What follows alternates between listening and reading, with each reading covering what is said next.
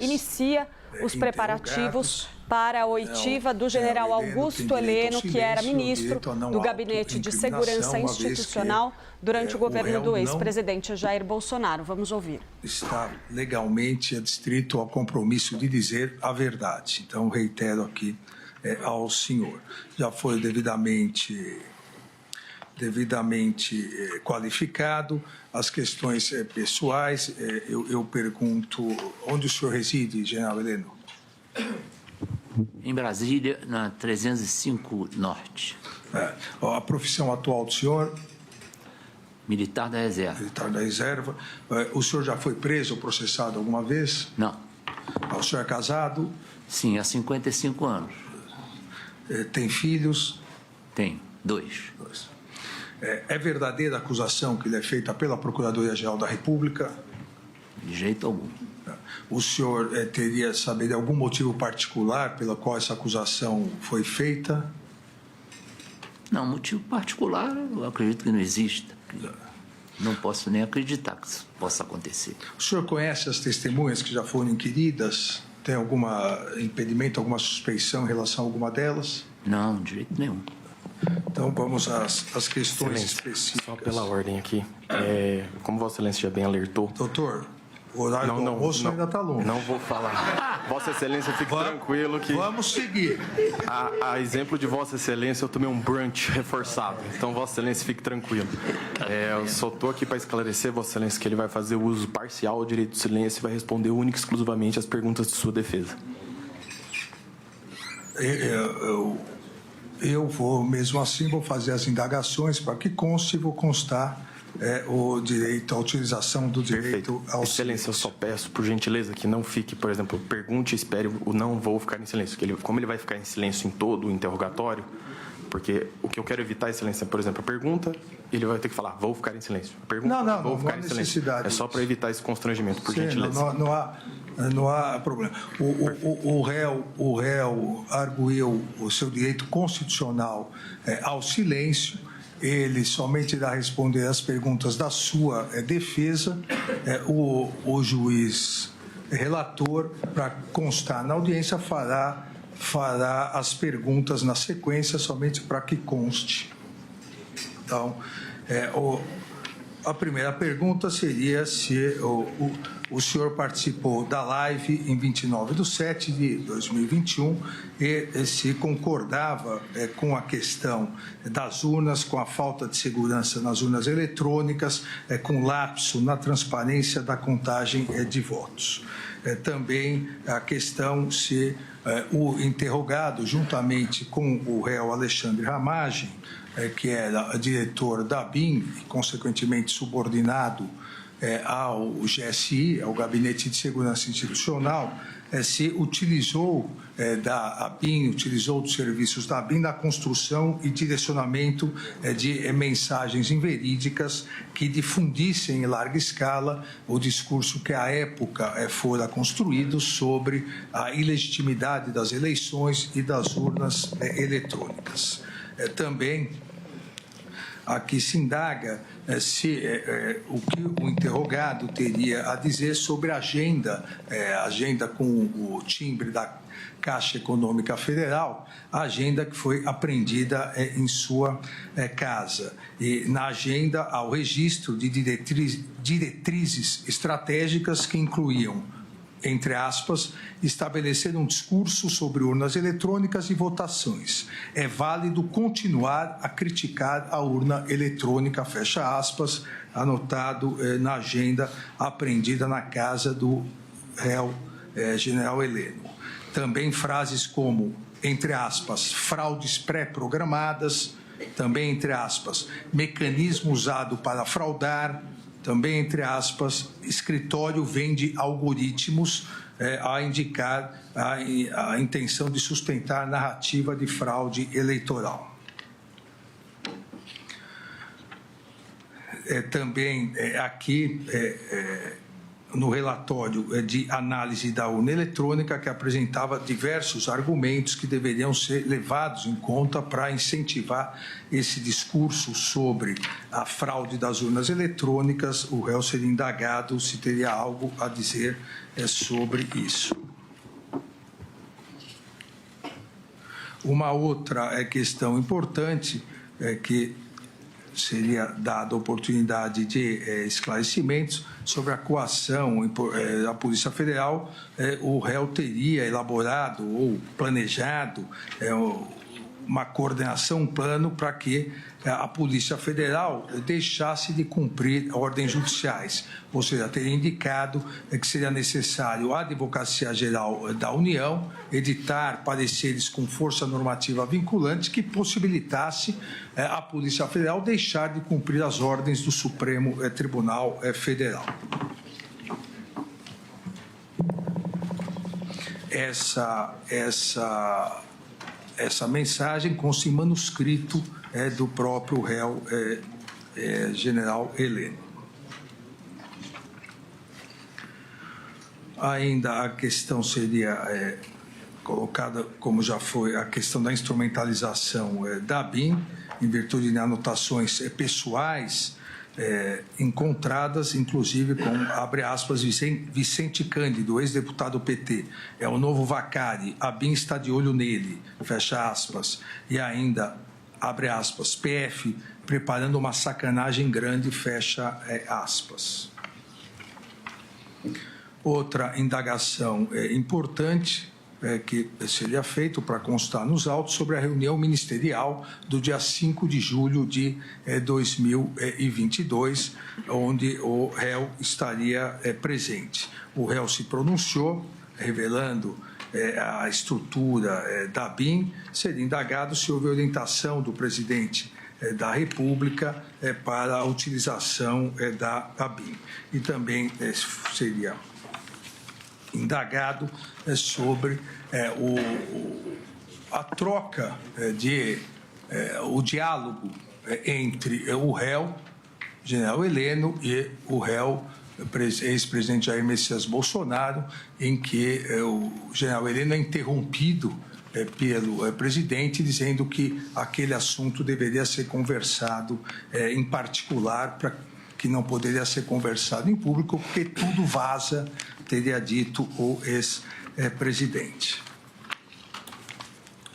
Também seria indagado sobre o conhecimento do réu de um arquivo denominado HD 2022A.doc, encontrado, apreendido entre os arquivos do general Mário Fernandes, no qual se planejava a instituição de um gabinete, após a decretação do golpe, se planejava a instituição de um gabinete de gestão institucional para gerenciar a crise, com o intuito de assessoramento do então presidente Bolsonaro após a ruptura.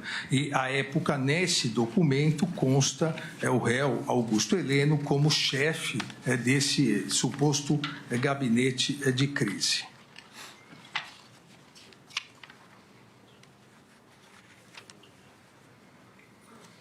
Ainda seria indagado em relação à colaboração de Mauro Cid, um diálogo entre o general Mário Fernandes e Jorge Corman, em 12 de 9 de 2023, que revela que os pais, o Cid, o general também, general Lorena Cid, teria ligado tanto para o general Braga Neto quanto para o general Augusto Heleno, comentando sobre a colaboração.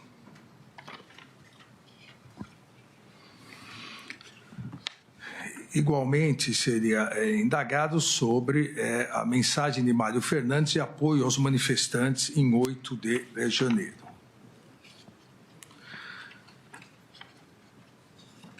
O que seria também, o que teria sido dito, o que o réu teria, qual mensagem que efetivamente ele quis passar, quando, em 26 de setembro de 2023, isso veiculado na imprensa, ele teria dito, abre aspas, tenho que tomar 2 Lexotan aveia por dia para não levar o presidente a tomar uma atitude mais drástica em relação às atitudes que são tomadas por esse STF que está aí.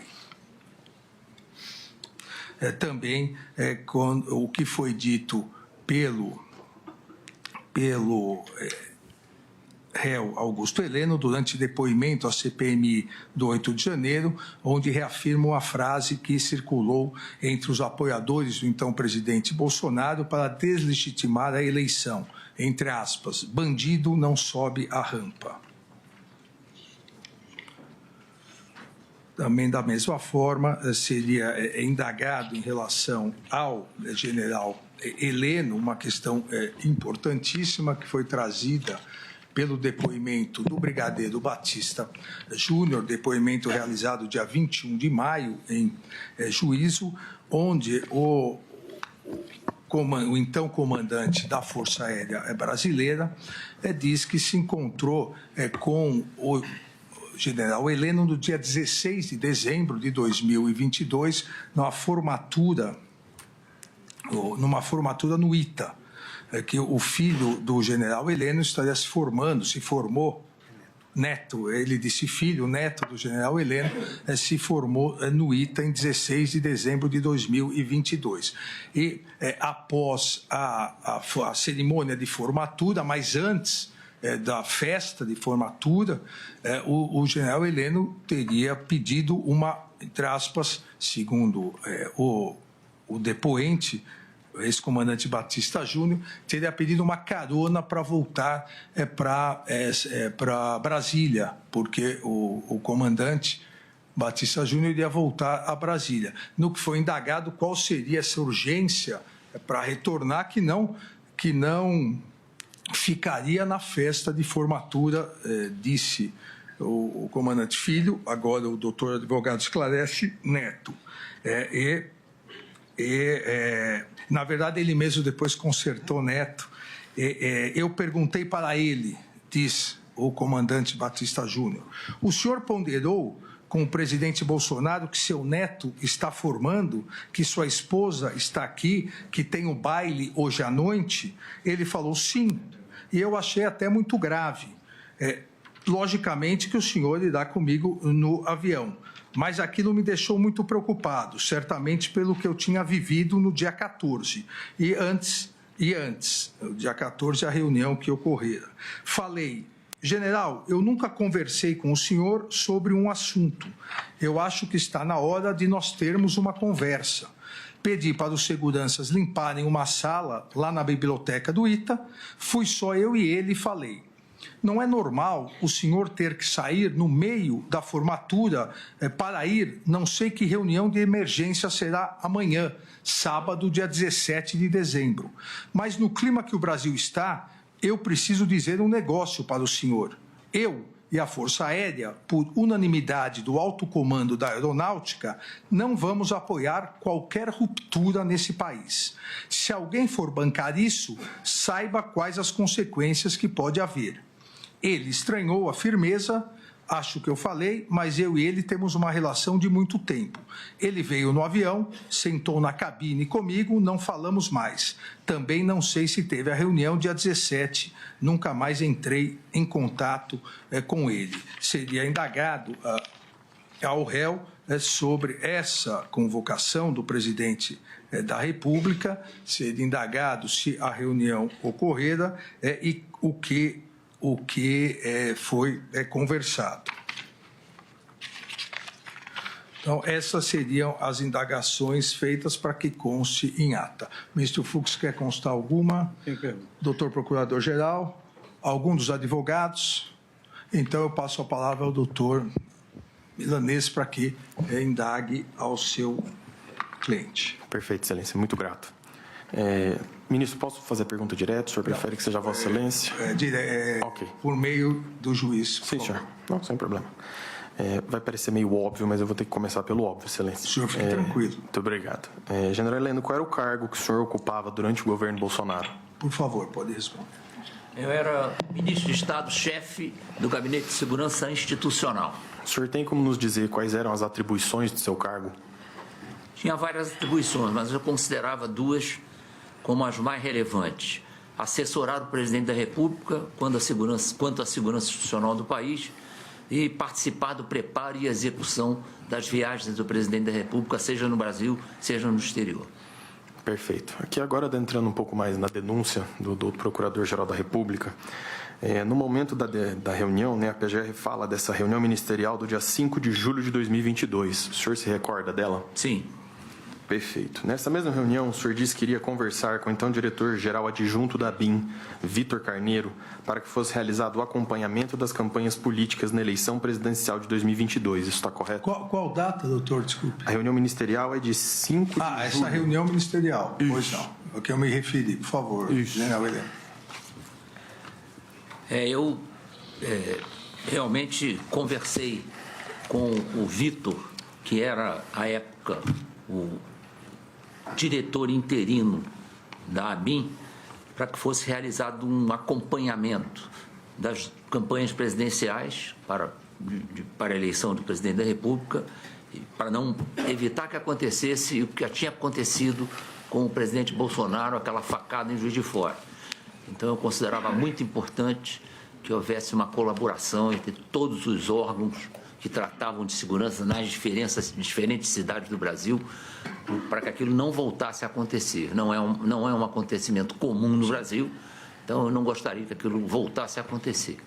Perfeito. O senhor sabe me dizer se havia algum tipo de planejamento estratégico à época para realizar esse acompanhamento? Sim, esse planejamento estratégico existia desde 1919 e era um trabalho conjunto entre TRE, as polícias militares, a Polícia Rodoviária Federal e a Polícia Federal.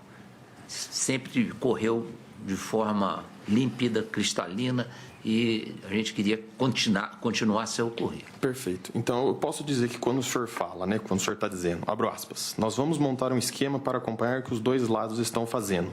Eu posso me referir que esse planejamento estratégico seria sobre essa fala? Sim, exatamente. Era colocar no papel o que nós pensávamos sobre esse planejamento estratégico. Tá. Então, esse projeto estratégico, esse planejamento estratégico, tinha por fim fazer o acompanhamento desse processo eleitoral? Sim.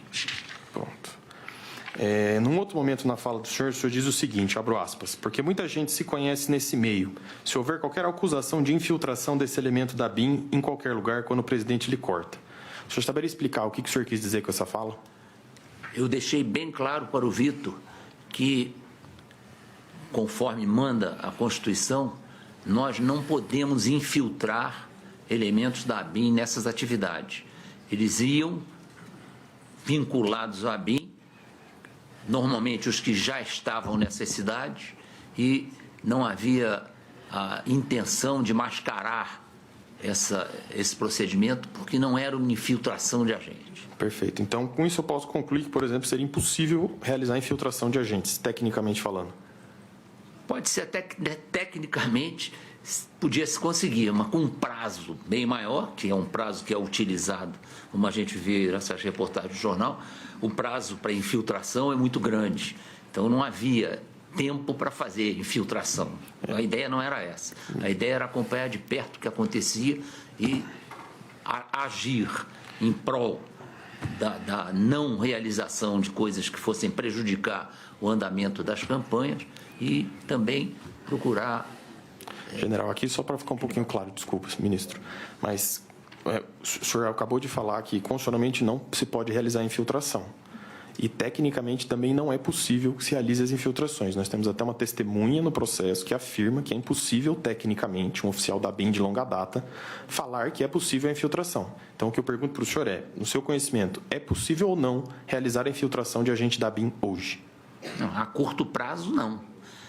A infiltração é uma atividade dificílima para acontecer, é preciso muito preparo para que isso aconteça e... Hoje nós temos exemplos no mundo inteiro de sistemas de inteligência que se valem da infiltração, mas no Brasil essa atuação é proibida. Perfeito. O senhor sabe informar se esse planejamento estratégico, nesse grupo, produzia algum tipo de relatório que era disseminado para outros órgãos? Sim, eram os relintes, o relatório de inteligência, que eram distribuídos para todas as agências do SISBIM. O SISBIM tem mais de 40 membros, era distribuído aos componentes do SISBIM e tratava exatamente dessa proteção da fonte. O senhor sabe dizer se, por exemplo, o TREs ou mesmo o TSE recebiam cópias desses relatórios? Sim, claro. Perfeito. O ministro, que já presidiu o TSE, sabe desse relatório. Perfeito. Mais à frente, general, até para clarificar as perguntas que o ministro iria fazer, o senhor diz a seguinte fala, e aqui abro aspas: não vai ter revisão do VAR. Então, o que tiver que ser feito, tem que ser feito antes das eleições. Se tiver que dar soco na mesa, é antes das eleições. Se tiver que virar a mesa, é antes das eleições, e fecho aspas. O senhor poderia esclarecer esse ponto? Essas duas palavras são usadas normalmente quando nós queremos caracterizar que precisa uma ação imediata, né? Não é nada que envolva urnas eletrônicas, é uma ideia transmitida na reunião ministerial, onde estava o presidente da República presidindo essa reunião, e eu fiz questão de dizer que me preocupava a situação que nós estávamos vivendo politicamente e que nós precisávamos agir antes que isso aí trouxesse maiores problemas para o sucesso das eleições. Ok. Então, quando o senhor fala virada de mesa e soco na mesa, o senhor está querendo dizer em sentido literal ou no sentido figurado? Não, sentido figurado, lógico. Pronto. Então, quando o senhor fala essas expressões, em algum momento o senhor quis dar a entender algum tipo de ação contrária à Constituição ou ao Estado Democrático de Direito? Não, de maneira nenhuma. Isso aí era uma ação dentro. É importante que o presidente Bolsonaro colocou que ia jogar dentro das 4 linhas. E eu segui isso aí religiosamente em todo o tempo que estive na presidência. Perfeito. Com relação a essa questão do não vai ter VAR, o senhor acredita que seria possível reverter o resultado das eleições após elas terem ocorrido? Não, isso aí é quase impossível. Perfeito. O senhor sabe informar, porventura, se à época já tinha saído um relatório do Ministério da Defesa sobre a confiabilidade e segurança das urnas? Não, esse relatório ia sair, eu estava aguardando ansiosamente que isso acontecesse. Era um trabalho difícil, não é uma coisa fácil, e eu esperava a conclusão desse grupo que foi organizado pelo Ministério da Defesa para verificar o grau de credibilidade da urna eletrônica. Perfeito. Mais à frente, nessa mesma reunião, o senhor fala o seguinte, aqui abro aspas novamente: eu acho que as coisas têm que ser feitas antes das eleições, e vai chegar a um ponto que nós não vamos poder mais falar, nós vamos ter que agir contra determinadas instituições e contra determinadas pessoas. Isso, para mim, é muito claro, fecho aspas. O senhor conseguiria explicar essa frase? Agir contra talvez seja um termo pesado. O importante era que houvesse ações que garantissem o desenrolar das eleições. Ações que impedissem bloqueios nas estradas, caminhões colocados em lugar indevido, gente que ia para a porta das sessões eleitorais para causar uma situação desagradável. Então, isso tudo precisava ser pensado e precisava se agir. Eu acho que o GSI tinha uma importante participação nisso, porque era o Gabinete de Segurança Institucional. Perfeito. E não há segurança institucional maior do que a realização das eleições. Perfeito. Então, nessa fala do senhor, seria correto afirmar que o senhor jamais defendeu qualquer atitude ilegal? Realmente não havia oportunidades. O próprio presidente, com a declaração dele, cortou essa possibilidade. Não, mas, general, vamos lá, só para deixar claro. O senhor, na sua fala, quis dar a entender para ser realizada alguma ação ilegal? Sim ou não? Não, lógico que não. Perfeito. Sobre essa reunião, houve algum tipo de, vamos assim dizer, desdobramento ou missão que o senhor teria passado ao Gabinete de Segurança Institucional? Não, o gabinete já tinha as suas missões perfeitamente definidas. Não, o senhor já falou que já havia o planejamento estratégico. Sim, já havia esse planejamento, existia. O que eu indago para o senhor é o seguinte: dessa reunião, dessas discussões que foram levantadas, dessas várias falas e até da fala do senhor, algo disso foi encaminhado pelo senhor ao Gabinete de Segurança Institucional ou algum dos seus subordinados? Não, essas decisões de cunho político, elas paravam ali entre eu e meus assessores mais próximos. Era uma conversa aberta, eu nunca levei assuntos políticos, tinha de 800 a 1.000 funcionários no GSI, eu nunca conversei com eles sobre assunto político. Às vezes fazia palestras, eu fazia algumas considerações sobre missões que já tinham sido cumpridas, missões futuras, mas nunca tratei de nada que não fosse absolutamente legal e que fosse dentro da designação do Gabinete de Segurança Institucional. Perfeito. Nessa mesma linha, eu queria indagar o senhor se o senhor, porventura, teria politizado o GSI, porque isso é uma acusação que lhe fazem. Uma acusação que não tem o menor fundamento. É preciso entender que o GSI chegava a ter entre 900 e 1.000 servidores que vinham das mais diferentes origens, homens e mulheres.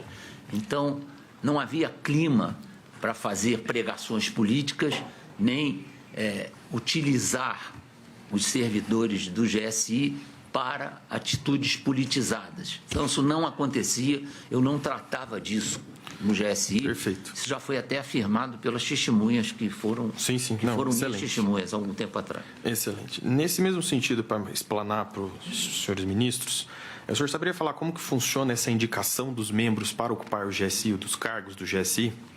Bom, tirantes os cargos que eram de absoluta confiança, que logicamente em qualquer lugar é preenchido pelo chefe da entidade, os outros cargos eram preenchidos quando esses cargos vagavam, eu mandava um pedido para os diferentes órgãos solicitando que eles recompletassem os agentes que eram destinados a eles como instituições. Então, só para eu entender, então, por exemplo, se algum militar vinha da aeronáutica ou do exército ou da marinha, quando esse militar vagava, essa vaga era disposta novamente à força para indicar um substituto?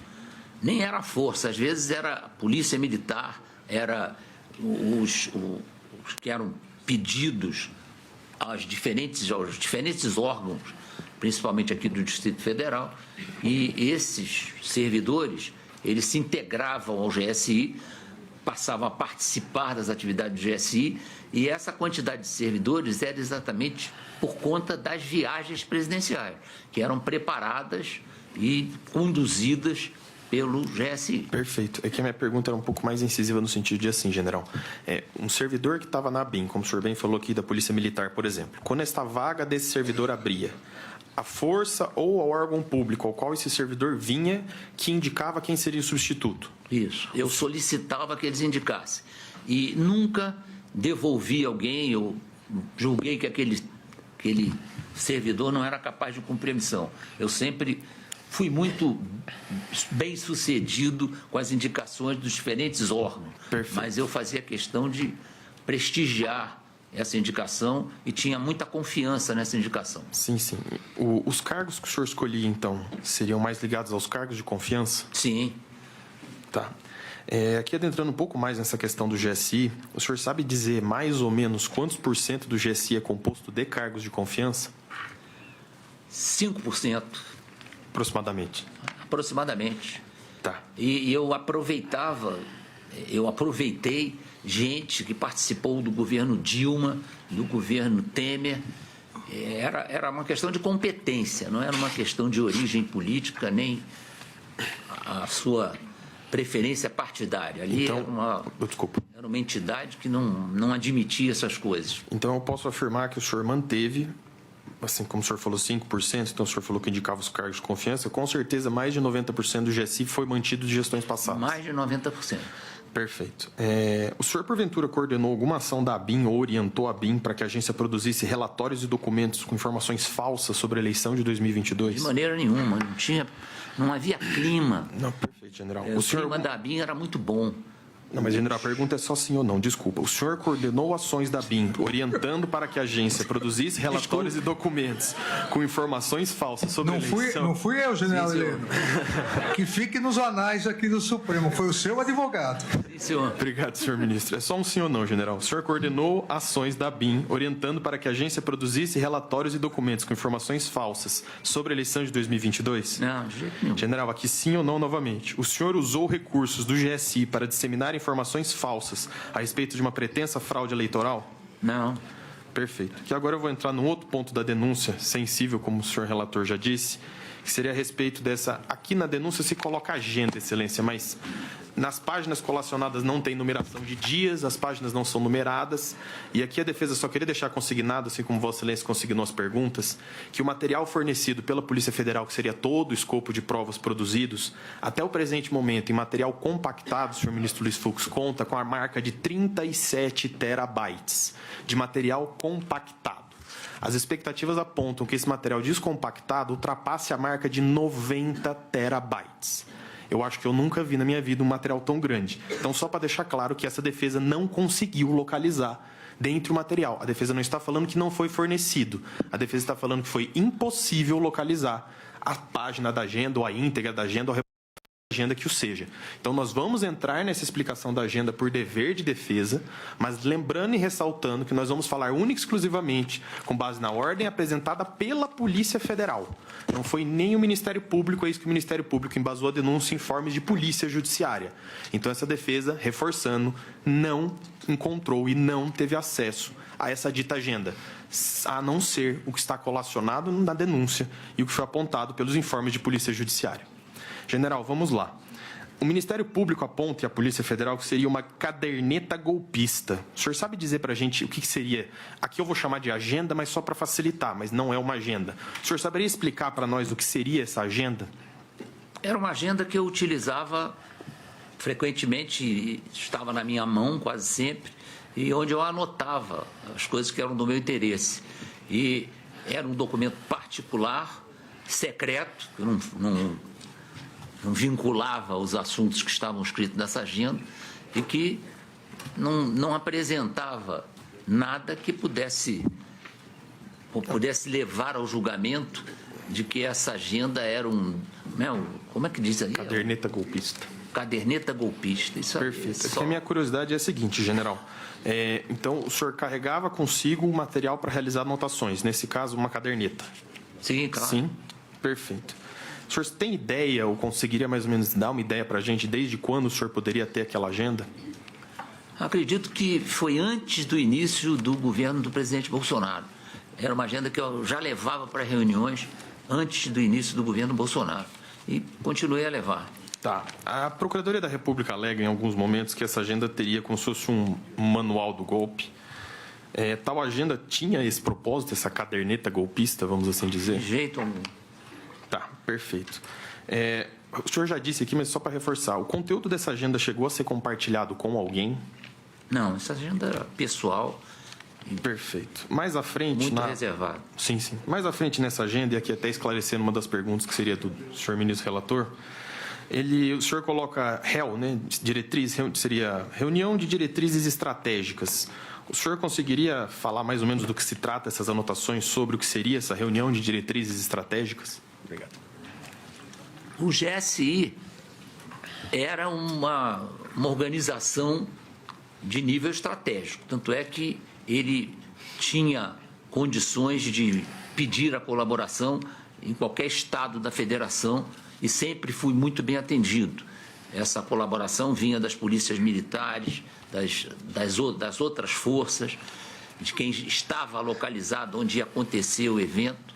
Então, isso aí era muito importante para o GSI. Nós não tínhamos condições de prestar essa assistência e conduzir essas atividades da maneira como era conduzida se não tivesse apoio dos governos estaduais. Perfeito. É que nessas falas do senhor, que em tese parece ser uma ordem de raciocínio, o senhor coloca algumas ideias ali, que seria uma questão sobre falas, sobre posicionamentos políticos. Então, a minha indagação sobre esse posicionamento do senhor é se isso teria alguma inspiração política, não. Se esses trechos de ideia do senhor teriam algum ponto político em cima disso. Não, era uma preocupação muito grande que o GSI fosse encarado e fosse sentido, na verdade, como uma organização apolítica e apartidária. Porque não tinha, eu tinha gente no GSI de todos os matizes, homens e mulheres. Então, qualquer atitude que eu tivesse que parecesse uma atitude política, eu deixaria de contar com a confiança dos meus servidores. Perfeito. Só para que não reste dúvidas, porventura, em redes sociais, o senhor alguma vez se manifestou sobre possível fraude das urnas eletrônicas? Não, esse problema de fraude de urnas eletrônicas é mundial, né?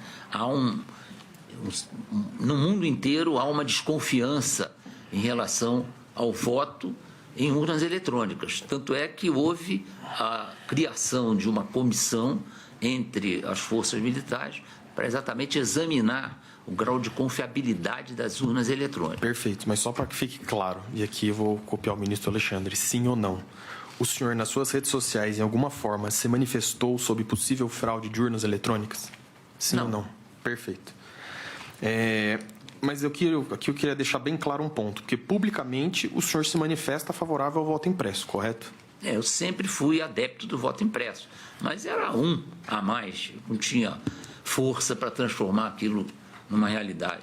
E só por curiosidade, nessas falas do senhor, toda vez que o senhor falava de urnas eletrônicas, o senhor chegava a pontuar sobre a necessidade de se provar e se deixar, vamos dizer assim, com autoria e materialidade, onde seriam e como seriam essas fraudes, para não ficarem ilações ou divagações, vamos dizer? Eu acho que isso é um processo contínuo de aperfeiçoamento e acredito que nós tenhamos que estar sempre na cabeça que a urna eletrônica pode ser sempre melhorada. Eu enfrentei esse problema no Haiti. Não, general, perfeito. Vamos só se até os fatos aqui, senão a gente pode... Desculpa, general, porque às vezes a gente pode acabar se perdendo aqui no assunto. Só para que fique claro, então.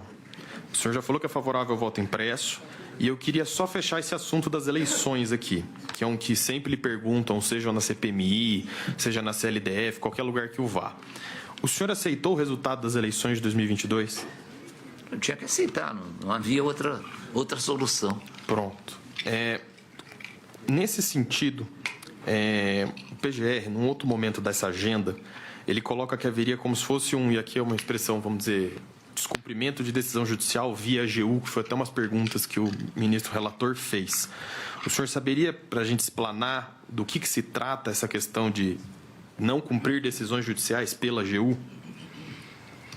Bom, isso aí não foi dessa época da eleição, isso é bem anterior, porque havia o sentimento de que o que era produzido para a eleição, que era produzido para as futuras eleições, elas precisavam ter um cuidado especial. Afinal de contas, são as entidades mais importantes no cenário político brasileiro. Então, era importante demais que isso fosse conseguido, que fosse realizado da melhor maneira possível. Então, por isso, eu faço referências sempre a esse tipo de isenção nessa história de eleições. A eleição tem que ser isenta, tem que ser absolutamente confiável e isso é uma luta permanente no mundo inteiro. Perfeito. É que esse momento da agenda, o senhor fala de utilização, seria, né, supostamente, não cumprir decisões judiciais pela AGU. O senhor saberia nos informar, por exemplo, se havia uma certa tensão entre o governo federal e o Poder Judiciário ao longo do governo Bolsonaro? Houve uma certa necessidade de apararem as arestas, porque o que se sentia é que os governos, os agentes políticos não estavam preparados para criar esse tipo de posição para salvar a situação do Brasil de uma decisão que não atendia o que se buscava em termos de equilíbrio. Então, isso aconteceu realmente. Perfeito. Houve reuniões para tratar desse assunto e era um assunto fundamental. Nessa questão da AGU, assim, é porque o que acontece? O senhor já falou que não se trata do final, mas sim do começo do governo.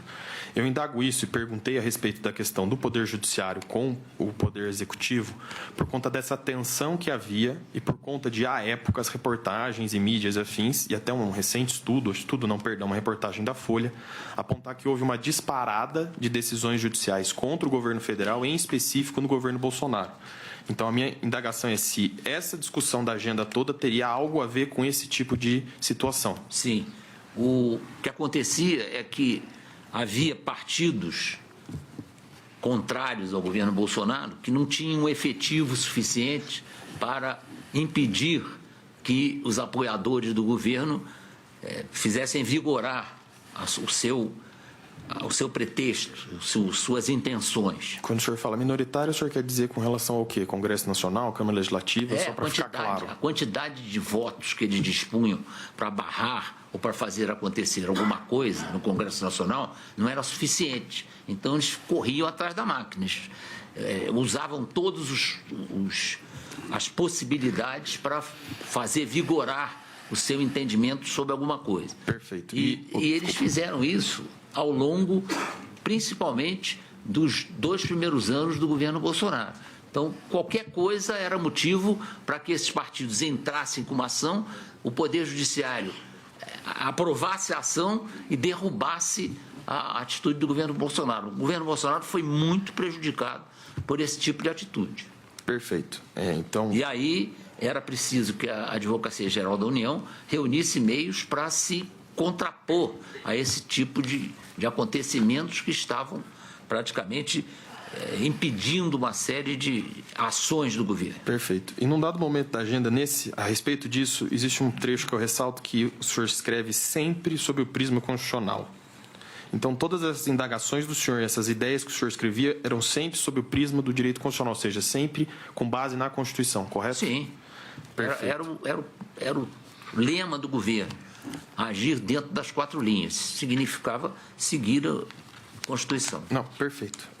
Ainda sobre essa questão, um pouco mais à frente, a PGR alega que o senhor teria ajudado a estruturar um discurso de desinformação. Ou seja, o senhor teria participado de todo esse intercrimes aí da questão de tentativa de descredibilização do sistema eleitoral, com o intuito de desmoralizar o processo democrático para determinado grupo se manter no poder. Então, a minha pergunta é a seguinte, general. O senhor, de alguma forma, contribuiu, escrita ou verbal, para essa alegada narrativa de desinformação? Não. Eu não tinha nem tempo para fazer isso. Perfeito. Outro trecho da denúncia, como o ministro bem colocou, fala sobre um encontro do senhor com o então comandante da Aeronáutica, Batista Júnior, no ITA.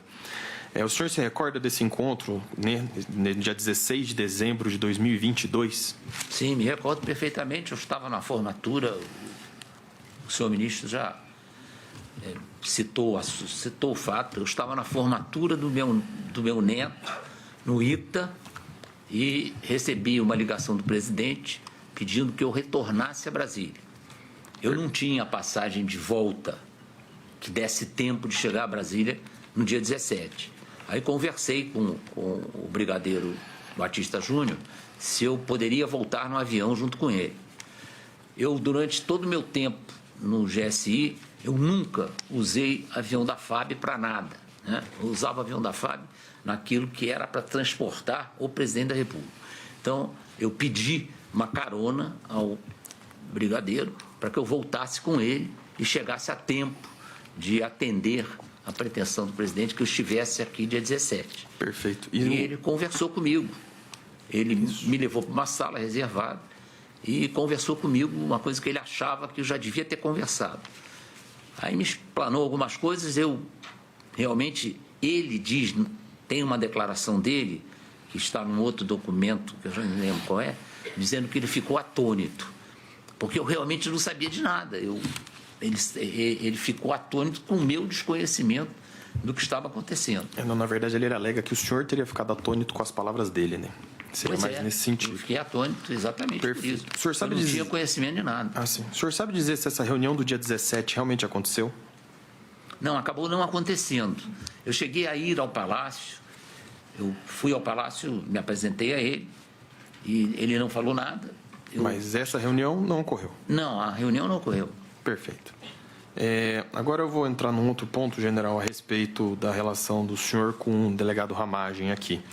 Porque no outro texto da denúncia, a PGR aponta que o senhor e o ex-diretor-geral da ABIN teriam utilizado a ABIN para algum tipo de fim escuso. Isso ocorreu? De maneira nenhuma. Isso era absolutamente vedado, até pela natureza dos servidores da ABIN. Tá. O senhor tinha conhecimento, porventura, se o delegado Ramagem tinha reuniões com o presidente sem a sua presença? Tinha. O doutor Ramagem, ele era o diretor da ABIN, né? E ele poderia, lógico, comparecer ao gabinete presidencial para conversar com o presidente, sem eu saber, porque isso não era obrigação dele me informar. Há um certo desconhecimento sobre a subordinação, a maneira de atuar da ABIN, do Gabinete de Segurança Institucional. A ABIN não é subordinada ao Gabinete de Segurança Institucional. Ela tem ligação com o gabinete, mas ela não é subordinada. Eu não posso dar ordens à ABIN. Aliás, são cerca de 40 órgãos que formam o Sistema Brasileiro de Inteligência. Eu às vezes não recebo informação durante 6 meses, né? E cada agência tem liberdade de agir dentro do seu escopo de atuação. E, principalmente, a ABIN tem coisas que o diretor da ABIN é chamado ou toma a iniciativa de tratar com o presidente. Perfeito. O senhor achava isso normal, essa história dele falar diretamente com o presidente? Absolutamente normal. Isso faz parte da história da maioria das entidades que lidam com inteligência no mundo. Perfeito. General, agora a gente vai entrar num outro ponto, só para deixar claro que se levanta muito essa questão, mas a gente vai elucidar que seria essa transição do governo Bolsonaro para o novo governo Lula, né? O senhor participou dessa transição do GSI do governo Bolsonaro para o governo Lula? Sim, eu participei porque era missão praticamente, era impossível de não participar. Participei e procurei conduzir essa transição da melhor maneira possível. Perfeito. O general G. Dias, que seria em tese o novo ministro do GSI, ele chegou a entrar em contato diretamente com o senhor para iniciar essa transição? Ele demorou um pouco a ser indicado para ser o chefe do GSI, né? O ministro-chefe do GSI. E quando eu soube da indicação, fiz questão de trocar ideias com ele. Eu já conhecia o general G. Dias e numa ligação que por acaso estava acontecendo entre o coronel Moraes e o coronel G. Dias, eu percebi que era ele, perguntei ao Moraes, vem cá, é o general G. Dias, eu quero falar com ele. E aí falei com ele e abri as portas do GSI para ele. Pudesse trocar quem ele quisesse, se podia ir lá para conhecer o GSI. Eu tinha o meu auxiliar imediato, que era o general Penteado, e ele estava à disposição, tinha o brigadeiro Osmar. Então, eles resolveram fazer palestras para o general Gonçalves Dias. E uma delas até compareceu então, ele era encarregado dessas atividades durante essa transição, que era o doutor Mercadante. Então, o GSI foi totalmente franqueado ao novo chefe do GSI. Perfeito. Então, o senhor citou 2 nomes aqui, do general Penteado e o brigadeiro Osmar Olsen. Eles seriam, porventura, os encarregados desse processo de transição? Sim, um porque era o meu substituto direto e o outro porque era o substituto direto do Penteado.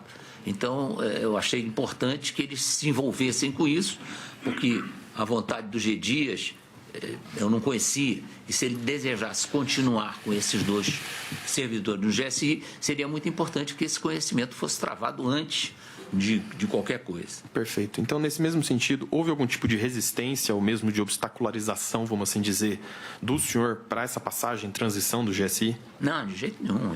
Eu até procurei fazer da melhor maneira possível, porque eu sabia o quanto era complicado o GSI. As missões do GSI não são missões fáceis, e eu achava importante que o futuro chefe do GSI tomasse conhecimento dessas dificuldades. Perfeito. O GSI chegou a participar da posse do novo presidente? Sim, isso é uma coisa interessante, porque tem gente que pensa que o GSI é o responsável pela posse. Não, essa responsabilidade ela é dividida, até territorialmente. Enquanto o novo presidente está se deslocando, não tem intervenção do GSI, é a Polícia Federal que trata do assunto. A partir do momento que o novo presidente chega ao Palácio do Planalto, ele é recebido já pelo GSI e, a partir daí, é o GSI que faz acontecer a posse presidencial. Então, é uma mudança de quem faz a segurança do presidente. Então, esse primeiro deslocamento, tudo que o presidente faz, é da Polícia Federal. E a partir do momento que entra no Palácio, aí é do GSI. Então, o GSI participa da posse do novo presidente, da organização. Sim. E da coordenação. Tá. Sim. O senhor sabe nos informar que dia que o senhor saiu oficialmente do GSI?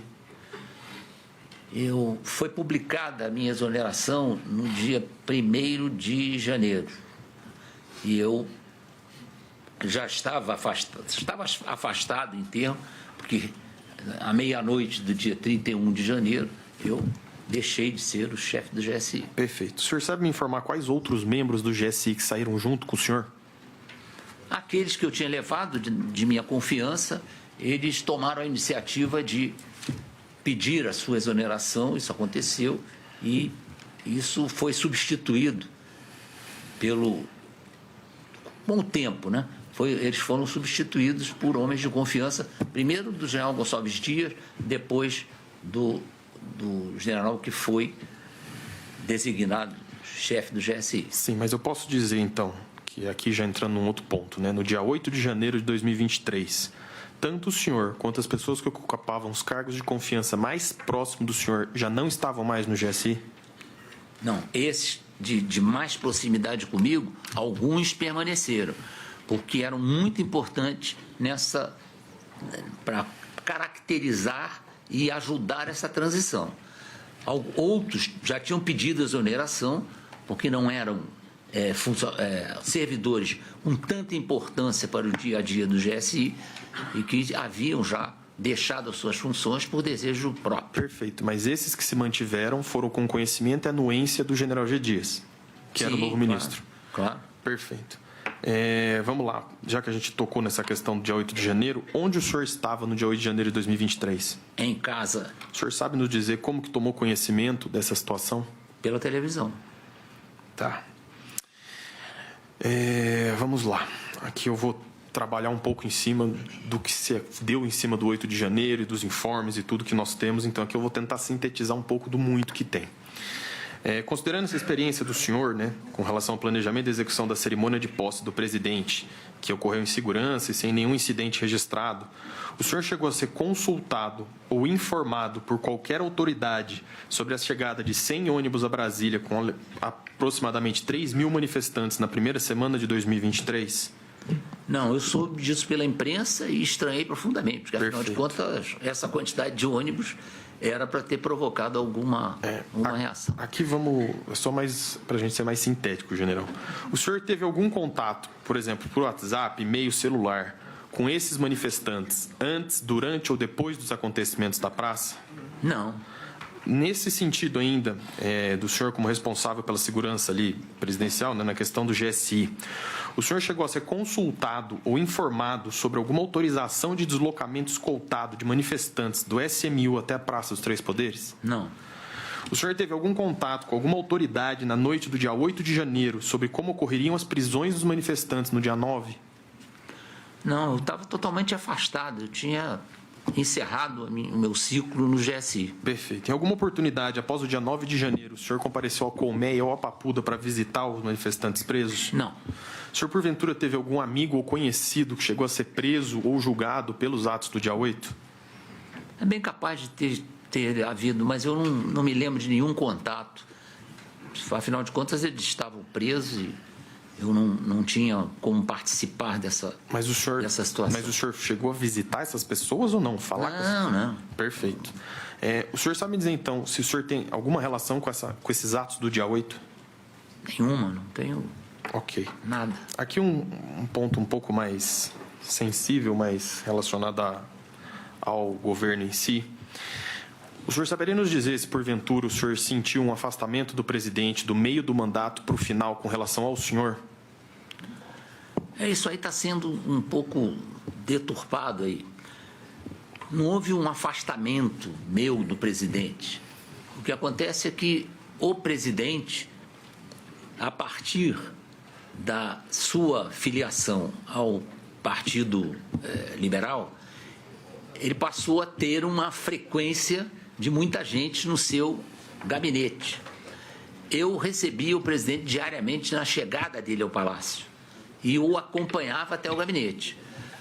Logo no início do governo, isso aí era uma atividade corriqueira e pouca gente estava no gabinete e a gente conversava ali, traçava o que ia acontecer naquele dia e pronto. Eu podia permanecer no gabinete, muitas vezes eu assistia às audiências de ministros com ele, então eu ficava bem informado, que eu ouvia, mas era pouca gente. Depois da filiação do presidente ao Partido Liberal, quando eu subia com ele no elevador, que nós chegávamos ao gabinete, tinha um monte de gente. Então, eu falava, bom, estou fora, né? Vou sair. Saía e ia para o meu gabinete. Mas eu tinha acesso assegurado ao gabinete presidencial. Se eu precisasse ir, eu não precisava ligar para o ajudante de ordens, olha, eu vou aí. Não, eu ia e o gabinete me era franqueado. Né? Então, perfeito. O meu ponto aqui é mais... não tinha problema nenhum para ir ao gabinete. Eu não me afastei do presidente. Era uma nova situação política onde eu, claro, eu tinha que sentir que a situação era um pouquinho diferente, era muita gente que ia lá falar com o presidente e eu não tinha necessidade de estar lá o tempo que eu ficava inicialmente. Perfeito. A minha indagação é só se houve uma diminuição de frequência do senhor no gabinete presidencial, por exemplo. É essa que é a minha indagação básica. Sim. Pronto. General, adentrando num outro ponto aqui do dito punhal verde e amarelo, como foi muito bem trazido aqui, o senhor tinha conhecimento desse plano? Não, de jeito nenhum. O senhor chegou a ouvir falar desse plano? Não. Bom, alguém porventura abordou o senhor a respeito desse plano? E aqui eu estou perguntando porque em documentos encontrados, como o ministro bem disse, há uma indagação, vamos dizer assim, uma colocação de que o senhor seria chefe de um gabinete de crise ou transição, com o nome ali exatamente, eu não me recordo. Alguém chegou a entrar em contato com o senhor para falar desse plano e apontar que o senhor seria esse suposto chefe de gabinete de transição? Não, eu fui tomar conhecimento da existência desse gabinete de transição quando já estava no jornal, né? Eu não, em nenhum momento, eu fui informado dessa minha nova atribuição, chefe do gabinete de transição. Então, eu não sabia onde era o gabinete, não sabia do que se tratava e quando eu li, eu imaginei que isso aí era difícil de fazer. Mas né? só então, para ficar claro, então... Eu não sabia da existência desse gabinete de transição. E o senhor nunca participou de nenhuma reunião onde esse tema foi abordado? Não. Nenhum militar conversou, abordou o senhor para falar sobre esse tema? Não. Perfeito. Eu até sinto que a minha distância para alguns militares que estariam nesse suposto golpe era grande. Então, os afastava porque... General, aqui o ponto é só provar se o senhor tinha conhecimento ou não desse plano. Não. O senhor não tinha. O senhor participou de alguma reunião desse plano? Nunca me apresentaram, não. Perfeito. Nunca me apresentaram é esse o ponto. Plano. Eu só queria saber se o senhor teve algum envolvimento ou não, e essa é a resposta que eu precisava. General, mudando um pouco de assunto aqui, como o ministro também já trouxe, relacionado aos acampamentos. O senhor alguma vez esteve no acampamento em frente ao QG do Exército? Não. Porventura, o senhor incentivou ou determinou que algum servidor do GSI comparecesse ao acampamento? Não. O senhor sabe nos informar se, porventura, algum membro do GSI compareceu nesse acampamento? Teve um membro do GSI que foi ao acampamento, falou algumas coisas que não deveria ter falado, chegou ao meu conhecimento, ele foi afastado, foi devolvido para a sua força e o problema ficou resolvido dessa maneira.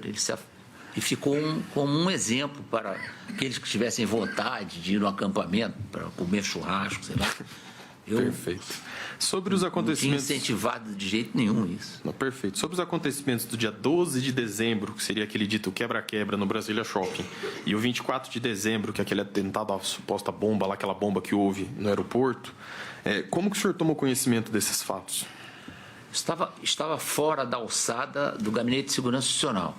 Eu também tomei conhecimento por jornais da televisão que noticiaram e apresentaram até vídeos e tudo mostrando até a invasão, a tentativa de invasão do prédio da Polícia Federal, ônibus pendurado, mas eu não tinha conhecimento disso, estava fora da alçada do GSI. Perfeito. E aqui, para finalizar, general, no sentido do sim ou não, seguindo a vertente do ministro, o senhor chegou a ter conhecimento ou acesso a qualquer minuta que falava sobre golpe?